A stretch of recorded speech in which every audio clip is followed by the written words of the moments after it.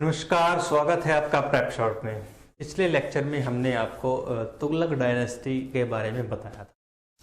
मैंने बताया था कि तुगलक डायनेस्टी अंत में हुआ क्या था कि तैमूर ने दिल्ली पर इन्वेड कर दिया, दिल्ली सल्तनत पर। इन्वेड करने के बाद में वहाँ दिल्ली का जो शासक है वो दौलत खां नाम का व्यक्ति बन जाता है, लेकिन उसको जो है डिफीट कर दिया जाता है खिज्र खां के द्वारा, और दिल्ली पर अब खिज्र खां का अधिकार हो जाता है। Khizr Khan is the founder of Sayyid dynasty, मैंने बताया था।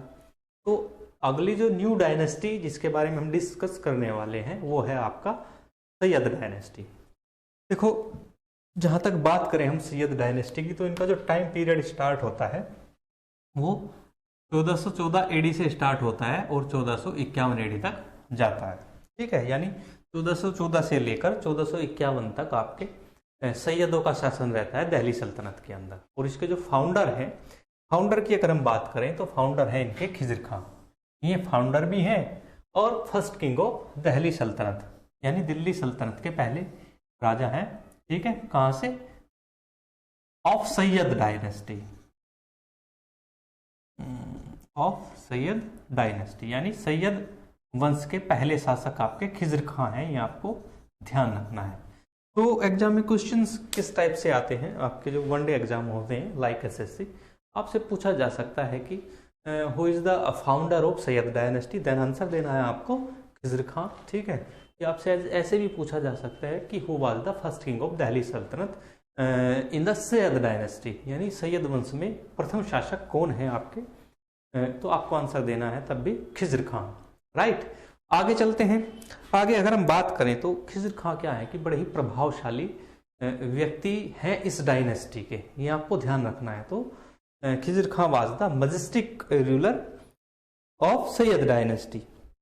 अब बात हम सैयद डायनेस्टी की करते हैं, तो सैयद डायनेस्टी में हमें अधिकांश जो जानकारी है वो एक हमारे पास हिस्टोरिकल टेक्स्ट है जो हिस्टोरियन अहमद सरहिंदी ने लिखा है। तो उसका नाम क्या है? तारीख ए मुबारक शाही।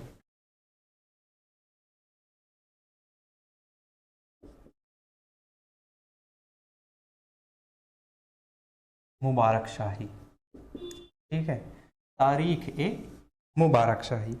तो तारीख ए जो मुबारक शाही है इसको लिखा है याहिया बिन अहमद सरहिंदी ने। लिख देते हैं याहिया बिन अहमद सरहिंदी, अहमद सरहिंदी, सरहिंदी इनका टाइटल था। ठीक है, तो इन्होंने ये लिखी है। ये है क्या? तारीख है जो आपकी मुबारक शाही है, ये है क्या? ये इसको एक टाइप से क्रोनिकल ऑफ दिल्ली सल्तनत हम जान सकते हैं। तो it's a chronicle of Delhi सल्तनत, यानी दिल्ली सल्तनत का क्रमबद्ध विवरण आपको इसमें मिलेगा। ठीक है, क्रोनिकल ऑफ दिल्ली सल्तनत। ठीक है, अब मैं ये बता रहा हूं क्योंकि ये आपको इंपॉर्टेंट सोर्स मानी जाती है आपका सैयद डायनेस्टी, क्योंकि हमें मालूम ही नहीं है कि सैयद डायनेस्टी आई कहां से है। तो ये आपका क्या है कि important source of Sayyid dynasty ये आपको बताती है। तो ये जो है आपकी Tarikh Mubarak Shahi, it's a important source of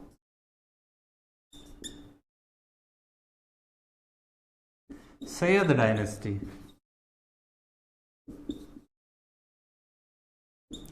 ठीक है, तो इनका मानना है कि जो वर्ड है आपका सैयद, ठीक है, तो सैयद का संबंध है कि सैयद उसी मुस्लिम जो है फॉलोअर को माना जा सकता है जो प्रोफिट मोहम्मद का वंशज हो, यानी प्रोफिट मोहम्मद का वंशज ही अपने नाम के आगे या पीछे टाइटल सैयद यूज कर सकता है। तो यहां से पता चलता है कि जो आपके ये हैं खिज्र कहाँ जो है belong to the Sayyid dynasty, यानी ये बुक बताती है कि खिज्र कहाँ सैयद डायनेस्टी से बिलोंग करते हैं। पहले मैं सैयद का मीनिंग बता दूं। सैयद का मीनिंग है descendant of prophet Muhammad, prophet Muhammad. ठीक है, यानी पैगंबर मोहम्मद का वंशज है, जो भी सैयद होगा वो पैगंबर मोहम्मद का वंशज माना जाएगा। लेकिन सैयद डायनेस्टी से बिलोंग करता था आपका खिज़र खां। ये बातें हमें कहाँ से पता लगती है? तो हमें लगती है तारीख मुबारक शाही हमें बताती है कि Khizr Khan was belong to the Sayyid dynasty. तो ये पुस्तक हमें बताती है कि Khizr Khan was belong to the Sayyid dynasty.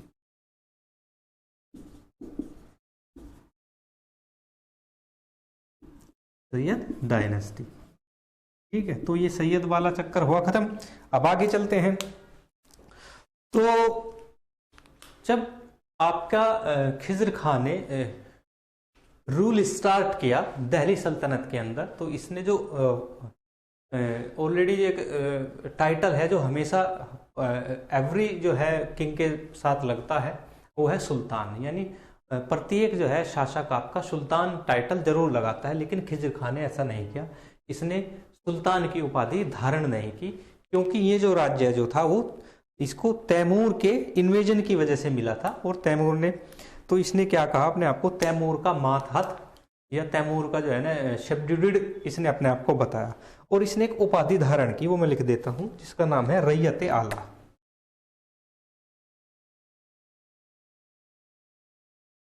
रैयत ए आला, ठीक है, जिसका अर्थ है तैमूर का मातहत।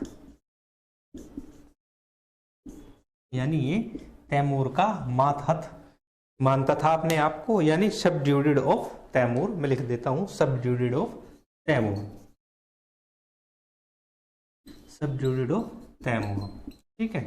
तो ये आपको ध्यान रखना है। तो आपसे क्वेश्चन पूछा जा सकता है कि दिल्ली सल्तनत के इतिहास में स्वयं को रैयत आला किसने कहा? तो तब आपको आंसर देना है खिज़र खां ने, ठीक है।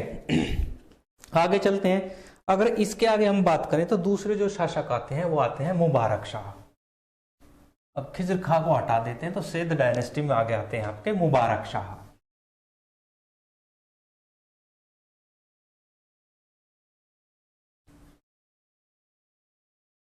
ठीक है, तो नेक्स्ट कौन आते हैं आपके? Mubarak Shah.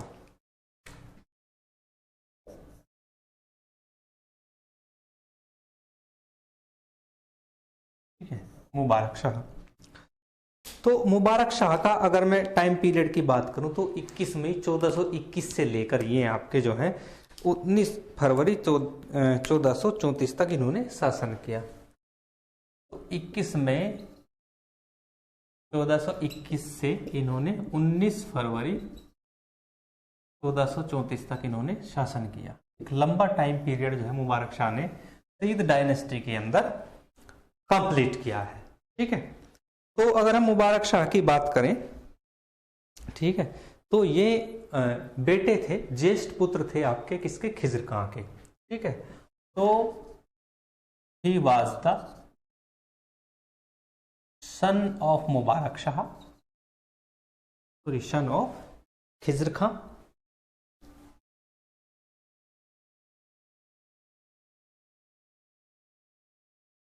And next king of Delhi सल्तनत।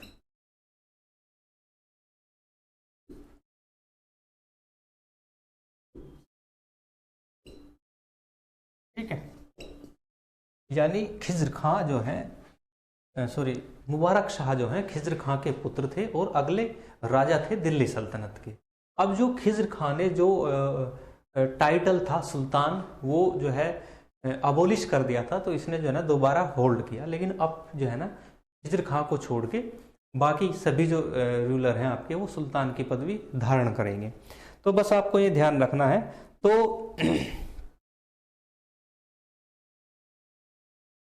he was hold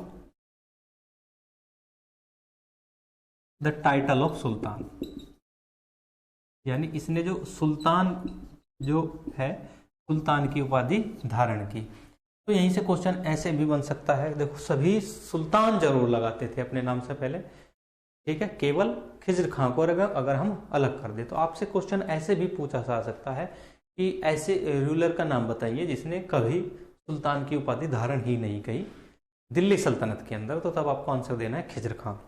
तो अब जो है मुबारक शाह जो है, मुबारक शाह नहीं है, ये सुल्तान मुबारक शाह के नाम से जाने जाएंगे। ठीक है, अब इन्होंने क्या किया कि जैसे ये शासक बने, इन्होंने एक नगर बसाया, ठीक है। तो कौन सा नगर था वो? मुबारकाबाद। ही एस्टेब्लिश ए सिटी, ठीक है, ऑन यमुना बैंक, यानी यमुना के किनारे पर एक नगर बसाया, ठीक है, जिसका नाम इन्होंने रखा मुबारकाबाद। ये आपको ध्यान रखा है। तो मुबारक शाह ने मुबारकाबाद नाम का नगर बसाया, एग्जाम में पूछा जा सकता है, यमुना के किनारे पर, ठीक है। फिर क्या हुआ कि इनकी जो है 19 फरवरी 1434 को क्या है, डेथ कर दी गई। इन्हीं की सेना में एक जो है व्यक्ति थे जिनका नाम था सरवर उल मुल्क, ठीक है। तो अगर हम डेथ की बात करें इनकी, तो डेथ हुई है इनकी 19 फरवरी 1434 को, ठीक है। तो डेथ हो जाती है इनकी 19 फरवरी 1434 को, किल्ड बाय सरवर उल मुल्क,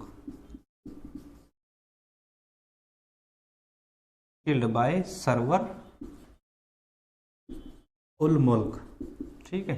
यानी सरवर उल मुल्क द्वारा इनकी हत्या कर दी जाती है मुबारक शाह की, ठीक है। और मुबारक शाह के बाद नेक्स्ट जो किंग बनते हैं वो बनते हैं मोहम्मद शाह।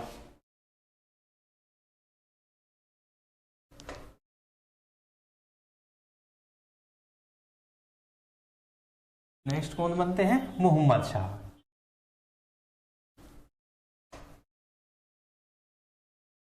ठीक है।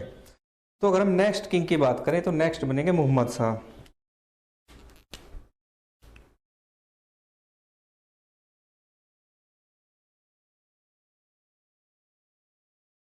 मोहम्मद शाह, ठीक है। हालांकि ये जो मोहम्मद शाह हैं, इनका जो पहले वाले शासक हैं मुबारक शाह, उनकी हत्या से इनका कोई संबंध नहीं होता। लेकिन फिर भी जब ये जो है शासक बनते हैं, सुल्तान बनते हैं, तो ये सरवर और मुल्क को कोई सजा नहीं देते और उनको जो है बल्कि जो है अपनी उसमें राज्यसभा में मिनिस्टर का पद देते हैं, यानी वजीर बना लेते हैं। अगर हम बात टाइम पीरियड की करें तो टाइम पीरियड है इनका 20 फरवरी 1434 से 1 जनवरी 1445 तक का टाइम इनका माना जाता है, ठीक है। तो 1 जनवरी 1445 तक ये शासन करते हैं आपके मोहम्मद शाह, ठीक है। होते कौन है? ये छोटे भाई होते हैं मुबारक शाह के, ठीक है, यंगर ब्रदर ऑफ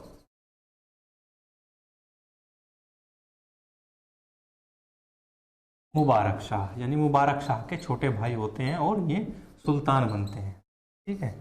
और जो आपका सरवर उल मुल्क है, सरवर उल मुल्क, ठीक है, इसको ये क्या करते हैं? इसको ये मिनिस्टर बना देते हैं, ठीक है। क्या बना देते हैं? मिनिस्टर। अब इनको दंड भी नहीं देते हैं और इनको मंत्री बना देते हैं, ठीक है। इनको मंत्री बनाते ही सरवर उल मुल्क जो है राज्य की पॉलिसीज में बहुत ज्यादा हस्तक्षेप करने लगता है, ठीक है। और ज्यादा इंटरप्शन की वजह हो जाती है, तो रियल पावर जो है वो ट्रांसफर किसके पास हो जाती है? सल्तनत की, सरवर और मुल्क के। तो सरवर और मुल्क क्या है अब? ठीक है, रियल पावर ऑफ दिल्ली सल्तनत है। ये है रियल पावर ऑफ दिल्ली सल्तनत, ठीक है। अब हस्तक्षेप इतना बढ़ जाता है कि जो सुल्तान है, सुल्तान इनकी हरकतों से परेशान हो जाता है। फिर एक दिन सुल्तान एक डिसीजन लेता है। क्या डिसीजन लेता है? जो आपके ये सरवर और मुल्क हैं, ठीक है, इनकी हत्या करवा देता है, ठीक है। तो किल्ड बाय सुल्तान, तो सुल्तान द्वारा मार दिए जाते हैं ये और सरवर और मुल्क मर जाते हैं, ठीक है। अगर हम बात करें होता क्या है, होता ये है जो मालवा किंग होते हैं आपके महमूद खिलजी, वो दिल्ली सल्तनत पर, इसको मिटा देता हूं, इन्वेड कर देते हैं इसी के कार्यकाल में, ठीक है। चलो लिखते हैं आगे।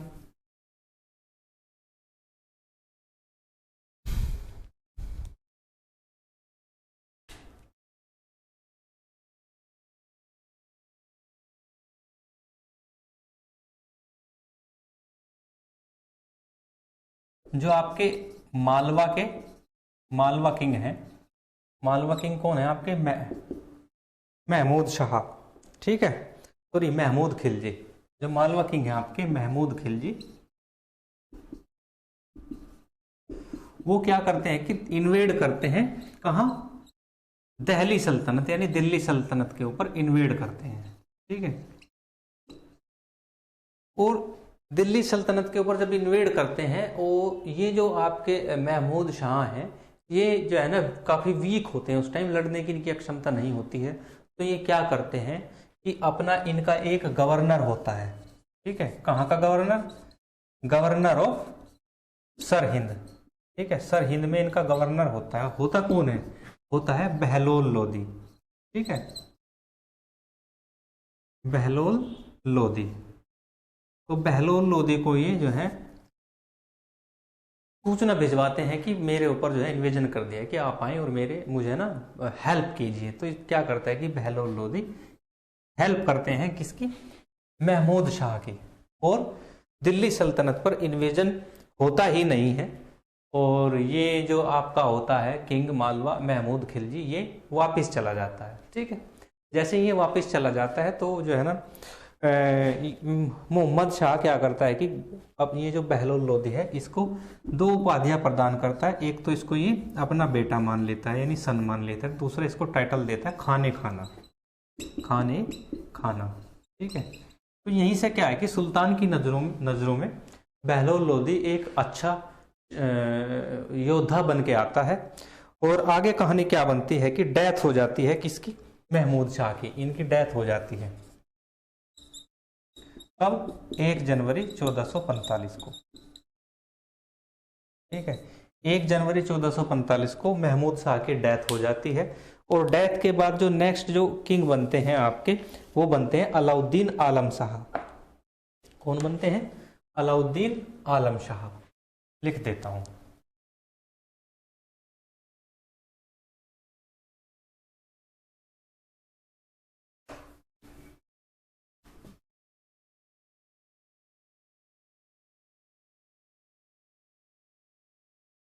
अब नेक्स्ट जो किंग हैं आपके, वो हैं अलाउद्दीन आलम शाह।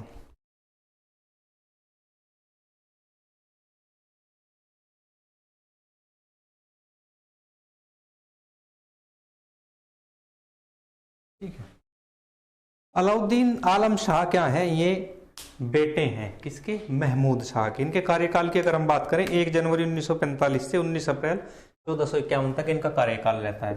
लिख देता हूं, 1 जनवरी 1945 से 1 अप्रैल 1451 तक, ठीक है। तो ये इनका कार्यकाल है, और ये 19 अप्रैल है, 19 अप्रैल 1451 तक। आलम शाह के बारे में अगर हम बात करें, अलाउद्दीन आलम शाह, जो अलाउद्दीन है ये है पुत्र हैं किसके? महमूद शाह के, यानी पिछले जो सुल्तान हैं उनके पुत्र हैं, ठीक है। अब क्या है कि सुल्तान की पोस्ट को लेके काफी उदार थे, ये नहीं चाहते थे कि मुझे जो है सुल्तान बनना पड़े। एक बार होता क्या है कि ये चले जाते हैं बदायूं, ठीक है, जो अलाउद्दीन आलम शाह हैं, ठीक है, ये शिफ्ट कर जाते हैं बदायूं, घूमने के लिए चले जाते हैं, ठीक है।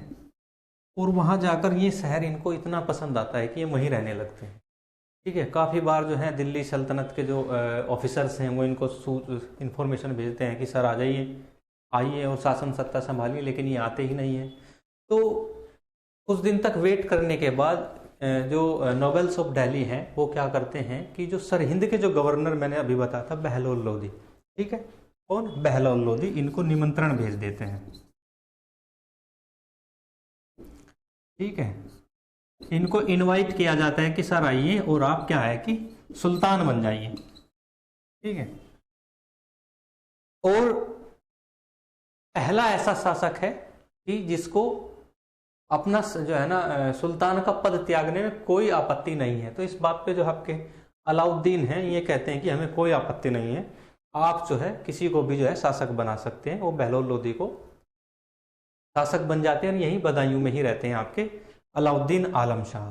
तो क्या होता है कि ऐसे ही जो अलाउद्दीन आलम शाह हैं ये आपके last king of Sayyid dynasty हो जाते हैं, last king of Sayyid dynasty. ठीक है। और बहलोल लोदी जो है दिल्ली के सुल्तान बनते हैं और एक नए वंश की स्थापना करते हैं हिस्ट्री में, जिसको लोदी डायनेस्टी या लोदी वंश कहा जाता है, जो अब आगे आपका प्रारंभ होगा।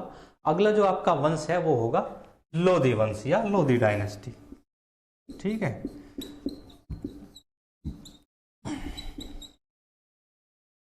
तो लोदी डायनेस्टी को डिस्कस करने के लिए हम अगले लेक्चर में डिस्कस करेंगे। आज के लिए इतना ही, धन्यवाद।